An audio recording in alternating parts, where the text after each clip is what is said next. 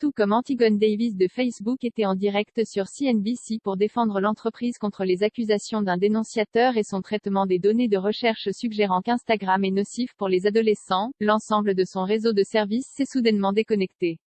La panne a commencé juste avant midi et 4 heures plus tard, il n'y a aucun signe ou restauration, et personne de l'entreprise n'a à peu près une explication des problèmes ou des estimations proposées pour le moment où le problème sera résolu. Les ingénieurs Facebook ont été envoyés aux États-Unis de la société Centre de données pour essayer de résoudre le problème sur Twitter. Andy Stone, responsable de la communication sur Facebook, déclare: « Nous sommes conscients que certaines personnes ont des difficultés à accéder à nos applications et produits. Nous travaillons pour que les choses reviennent à la normale le plus rapidement possible et nous nous excusons pour tout inconvénient. » Mike Schroepfer, qui quittera son poste de CTO l'année prochaine, a tweeté: « Nous rencontrons des problèmes de réseau et les équipes travaillent aussi vite que possible pour déboguer et restaurer le plus rapidement possible. » À l'intérieur de Facebook, la panne a brisé presque tous les systèmes internes utilisés par les employés pour communiquer et travailler.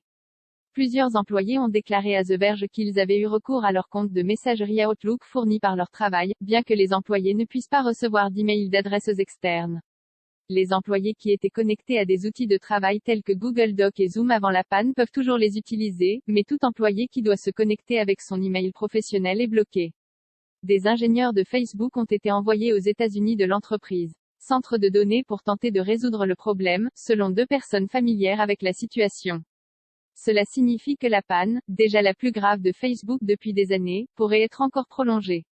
Un coup d'œil à Down Detector, ou à votre fil Twitter, révèle que les problèmes sont répandus.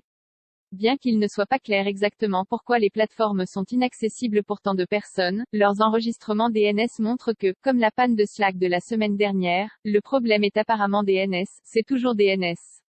Le vice-président senior de Cloudflare, Dane Knecht, note que les routes du protocole de passerelle frontalière de Facebook, BGP aident les réseaux à choisir le meilleur chemin pour acheminer le trafic Internet, ont été retirées d'Internet.